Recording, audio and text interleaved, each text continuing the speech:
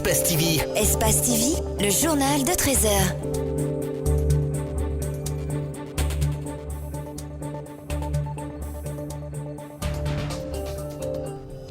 Bonsoir à tous, bienvenue dans ce journal dont voici les titres.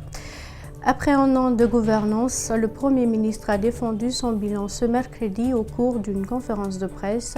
Ibrahima Kassori Fofana entend jouer pleinement son rôle de chef du gouvernement. Une mare d'eau provoquée par le bouchage des caniveaux paralyse la circulation routière à Sangoya deuxième porte depuis 4 jours. Sur place, le cri de cœur des riverains et des chauffeurs semble tomber dans des oreilles sordes.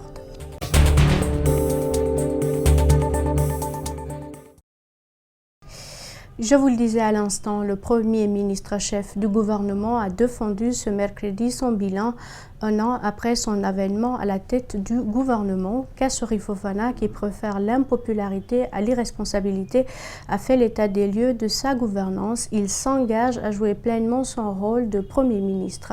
Les membres du gouvernement se sont fortement mobilisés à ses côtés. Mariam Fodé Camara et Abdoulaye Camara. Devant les médias, le Premier ministre est revenu sur les acquis, les défis et les perspectives de son gouvernement. Kassori Fofana a d'abord fait un état des lieux à sa prise de fonction. Il a insisté sur les crises sociales. Le contexte socio-économique était marqué par des convulsions, des crises récurrentes et paralysantes. Protestations, manifestations de rue, des partis politiques, de la société civile, des syndicats, avec pour corollaire une atmosphère d'angoisse et d'insécurité généralisée. Le contentieux issu des élections communales a mis à mal le dialogue politique et exacerbé les tensions. Parlant des acquis, le Premier ministre a mis un accent sur la promotion du contenu local. Là-dessus, le chef du gouvernement a annoncé que 15% des revenus miniers seront consacrés au développement local. Une première initiative porte sur le projet novateur du chef de l'État qui affecte 15% des revenus miniers au financement du développement des collectivités locales. C'est un programme ambitieux qui, pour cette année seulement, va pouvoir mobiliser plus de 700 milliards de francs guinéens pour impulser une dynamique de développement économique à la base en créant des emplois. La croissance économique sous l'ère Kassori aurait connu une amélioration. Le chef du gouvernement parle d'un taux moyen de croissance à 2 chiffres. Aujourd'hui, le taux moyen annuel de croissance est à 2 chiffres sur la période 2007-2018 et se situe à 10,2%. Cela est le fruit d'une gouvernance économique et financière saine. Dans le domaine de l'assainissement, Kassori Fofana annonce de grands projets pour débarrasser Conakry des ordures. Il réitère sa loyauté, sa fidélité et son soutien aux actions du chef de l'État. Depuis 4 jours, la circulation est paralysée à Sangoya deuxième porte. Une mare d'eau créée par le bouchage des caniveaux obstrue le passage. Le cri de cœur lancé par des familles prisonnières par cette eau et les chauffeurs semble tomber dans des oreilles sourdes. Lundi matin, une manifestation pour dénoncer cette situation a été étouffée dans l'œuf. Mamadou Kalisso et Abou Koriakourouma.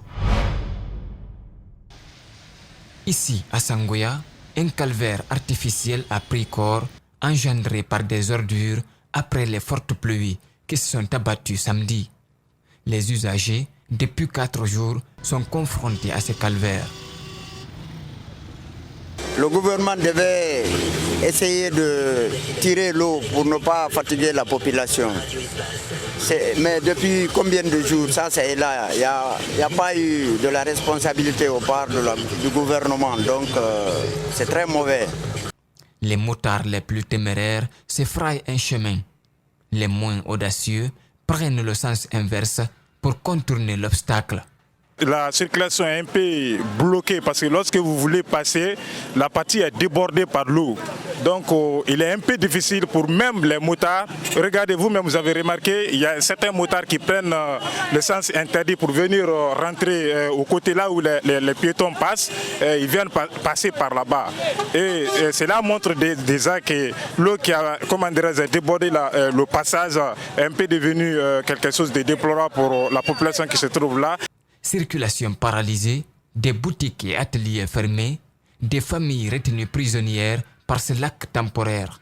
Leurs enfants ne peuvent pas aller à l'école, soutient-elle. L'eau a englouti nos pompes. On n'arrive plus à puiser. Depuis lundi, nos enfants ne vont pas à l'école. Tout le monde sait que cette eau est source de maladies. Le lundi matin, nous sommes sortis pour manifester notre indignation. Au lieu de nous écouter, les autorités ont envoyé des forces de l'ordre pour nous gazer.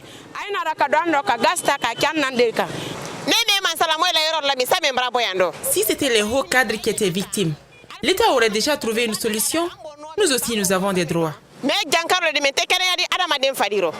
Cet endroit est la jonction de plusieurs caniveaux qui quittent le quartier pour la mer. Des citoyens profitent de la pluie pour déverser des déchets dans les eaux de ruissellement qui obstruent les caniveaux. Pour l'instant, le ministère des Travaux publics, qui s'occupe du curage des caniveaux, n'a pas réagi.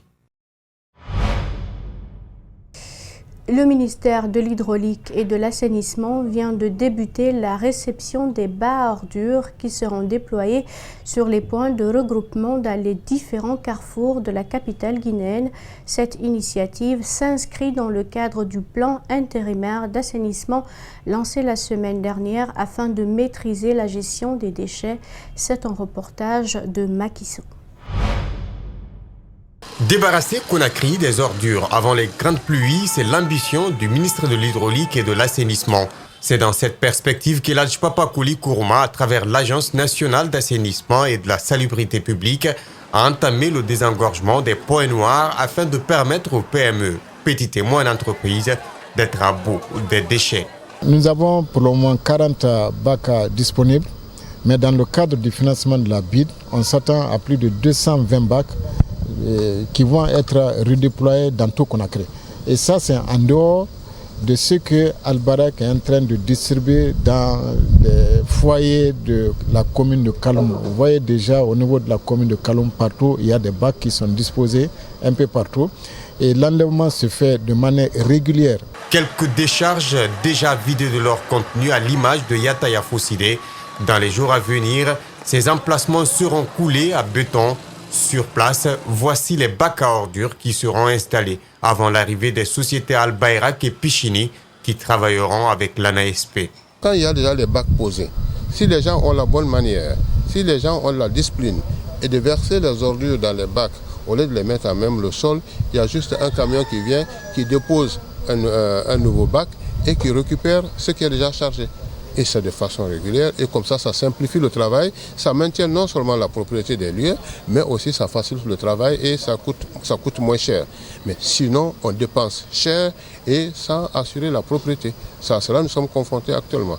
Donc nous allons non seulement dégager les points de regroupement qui ont été aménagés, et nous allons poser des bacs, les déchets ne seront plus à même le sol, et nous allons assurer de façon régulière l'enlèvement de ces déchets chaque fois que c'est plein. Il va y avoir une alerte, il va y avoir des gestionnaires de ces points de regroupement qui, une fois qu'un conteneur est plein, vont alerter le service des opérations pour qu'un véhicule soit mis en mouvement pour aller retirer non seulement le bac plein et déposer un autre. Au-delà de cette mesure, le département compte associer les brigades de la gendarmerie et de la police afin de limiter les dépotoirs sauvages à travers la ville de Conakry. D'un ministère à un autre, le ministère de l'Éducation va-t-il interrompre les réseaux sociaux pendant la période des examens?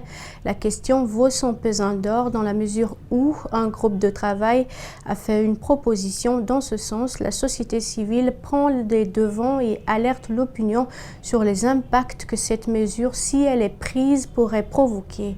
Mamadou Sadio Baldé et Ibrahim Awal Kamara ont pris langue avec les membres d'Ablogi. Cela, bloquer même les réseaux sociaux pendant 10 minutes, ça fait perdre des millions et des milliards au pays. Faire perdre des milliards au pays, ce n'est pas normal si la proposition du MENA venait à être appliquée par le ministère de l'Éducation. Au niveau d'Ablogui, la mesure est inappropriée et inopportune, sans compter un fâcheux précédent en matière de restriction des libertés. Qu'on bloque à cause d'un examen, qu'on bloque tout un pays, les réseaux sociaux sur l'ensemble du territoire national, et voilà, et on trouve ça normal, et voilà. Moi je pense que c'est vraiment, nous, au niveau d'Ablogui, c'est de la facilité, et au-delà de tout, ça envoie un dangereux précédent en matière de démocratie. La liberté d'expression, elle est sacrée, elle ne peut être violée que sur des conditions graves, notamment d'atteinte à la sécurité de l'État ou d'atteinte à la sécurité sociale. Au-delà des libertés, l'économie du pays va prendre un sérieux coup. Les sociétés de téléphonie, les entreprises et même les simples vendeurs ne peuvent se passer des réseaux sociaux. Et une proposition que nous on a trouvée très dangereuse pour la liberté d'expression et pour l'économie du pays.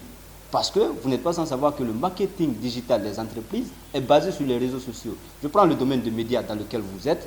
Aujourd'hui, les sites internet, ils sont plus vus par les réseaux sociaux que par le site. Quoique maintenancier, Amadou Sadio Ba sait qu'au-delà de son expertise, parfois ses recherches sur Internet sont déterminantes. Par exemple, les sites, les gestionnaires des cyber, là, il y aura un grand manque à gagner qui va impacter négativement sur les revenus de ceux-ci.